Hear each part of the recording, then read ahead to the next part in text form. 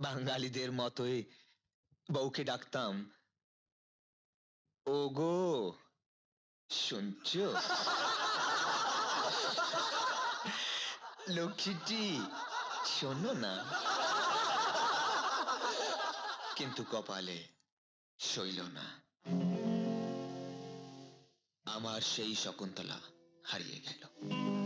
জানি না সে আজ কোথায়।